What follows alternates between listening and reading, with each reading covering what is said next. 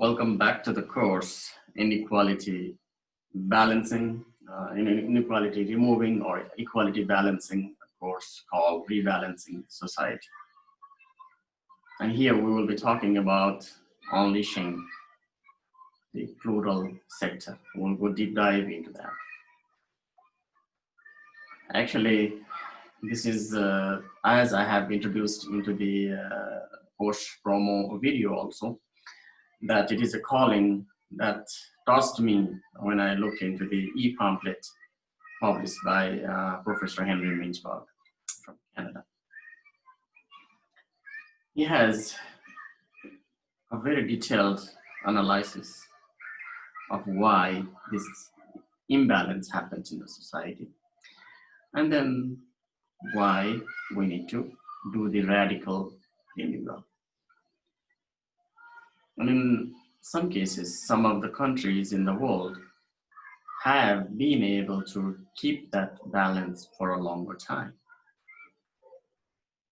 We'll look into why this imbalance happens, and then we will think through together how this imbalance can be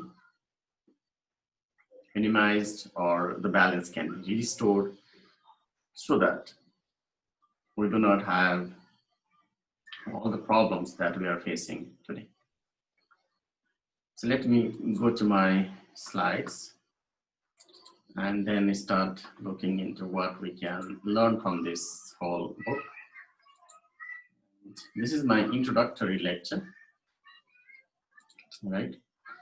This is my lecture 1, an introduction to rebalancing society. As I said, I am Dr. Krishna Raj Bhandari. I am postdoc researcher at University of Helsinki. I am an ex-entrepreneurial manager at Nokia. There I used to build business model for the 3G business at the time. The Nokia did not get into the business at a good time. I exited at some point and I went to do my PhD in entrepreneurial exercises in Finnish ecosystem.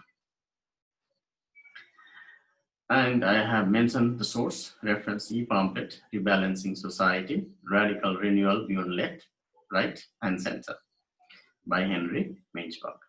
I think nobody needs any introduction for Professor Henry Minchberg. He is the authority in management and strategy. Let's start with this quote from Tom Paine. We have it in our power to begin the world over again. This is our resourcefulness. Please remember, as a humankind, we can fail, but we can restart and we can change again and change for the better. Well, let us start with ideologies in general. This is very important to understand at first hand what are the isms or ideologies, these ideologies that are actually controlling the whole world or existing in the world. First of all, let's look into the capitalism and then communism. These are dichotomies, they do not have overlaps. And then we'll look into capitalism and socialism and communism, and they have some overlaps and overlaps. So what is capitalism? Capitalism means there is supply and demand, and there is free competition, and there is equilibrium point. So supply and demand has price mechanism, and that balances, the free market balances itself into equilibrium. And people can do free market, free enterprise, and everything they can do in their power. And this is based on open competition, and it provides incentives and reward for the entrepreneur or workers, and it creates wealth. But the creation of wealth is not equally distributed. It has unequal distribution of wealth. On the contrary, if you get into communism, there is no quote incentives. Government makes all economic decisions. So the private sector is not existing here.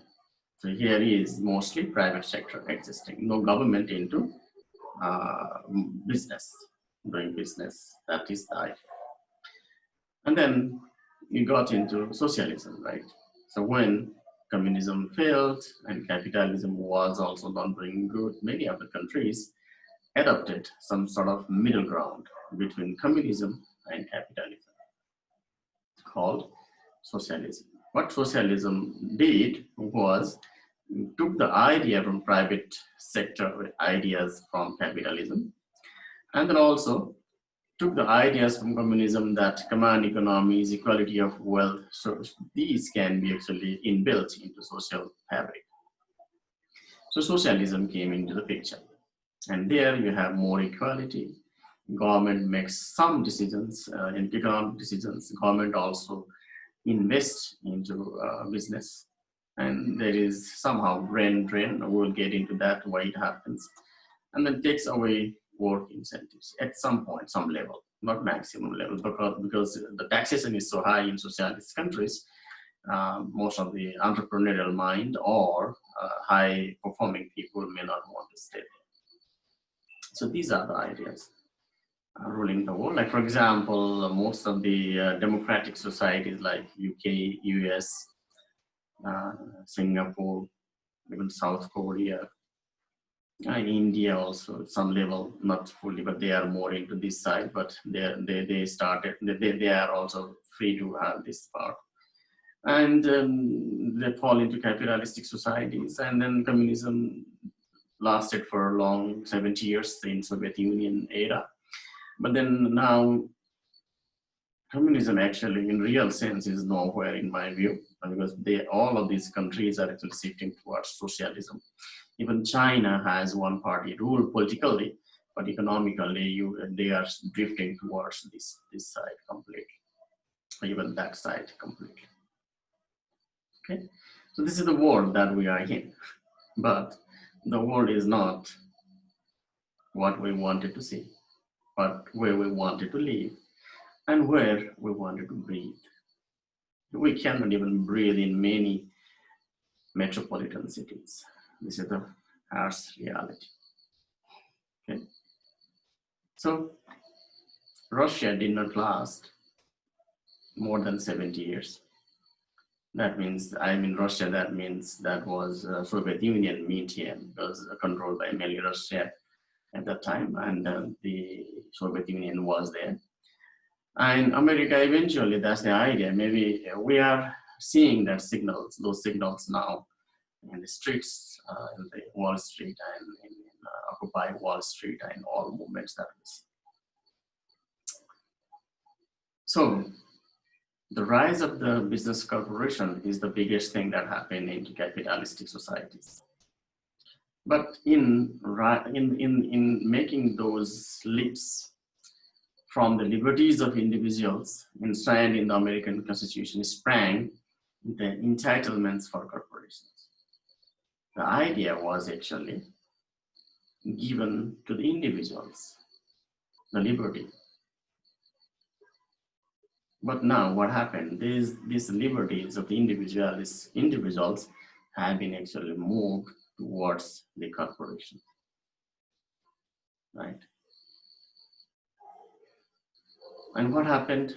The dogma of justification is there. People say greed is good, property is sacred, markets are sufficient, and governments are suspect.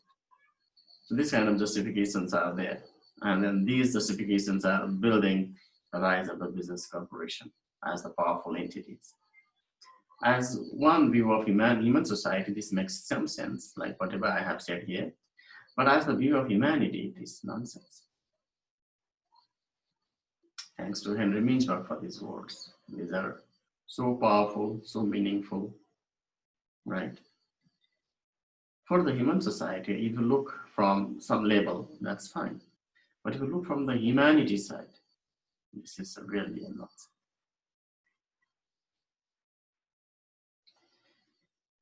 Okay, so the end of the thinking happened.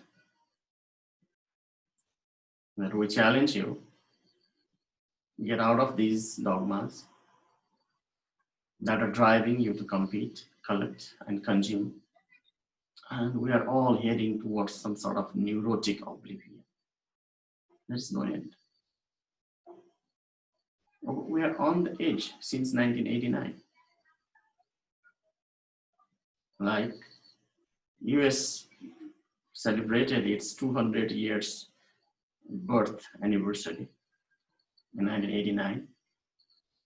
And there, long ago, these ideas were actually given in the history already.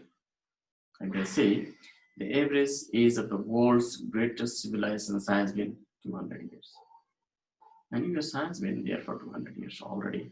So perhaps it has started to show some cracks and some imbalances in the society. That is no-brainer.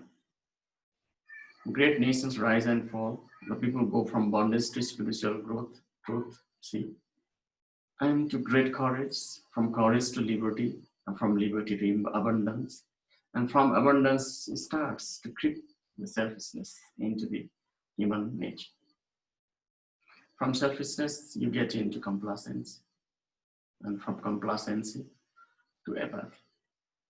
You have no feelings for others. From apathy to dependence again, and from dependence back again to bondage. This is the human civilization that we have seen. Okay.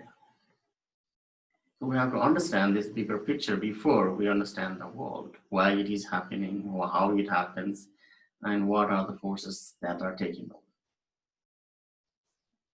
So what happened? Adam Smith's invisible hand in the American marketplace has become a visible claw in the American Congress.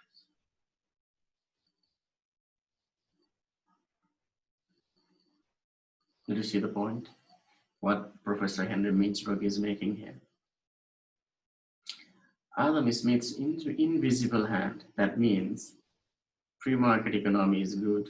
It will have its own invisible hand to sustain the society. Government doesn't have to actually control the market. Don't regulate the market.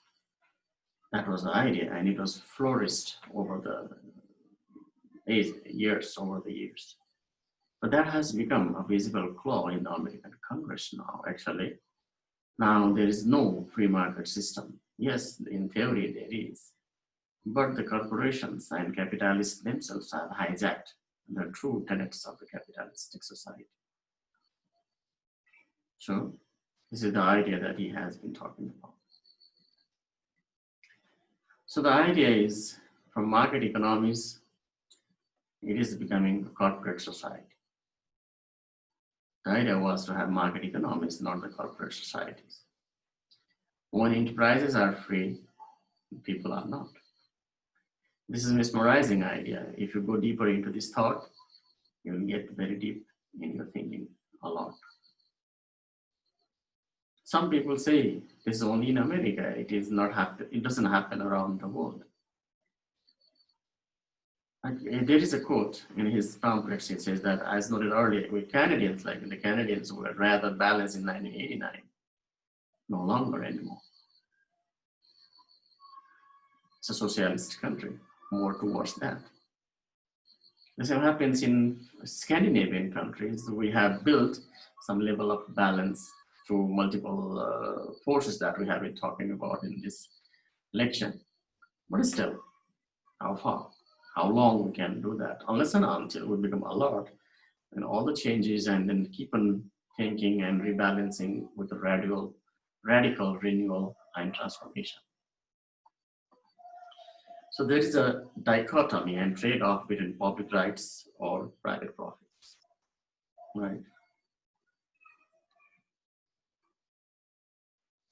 So we are not against business. I'm not against business, nor Professor Henry Mintzberg is. The idea is not to have imbalance in society.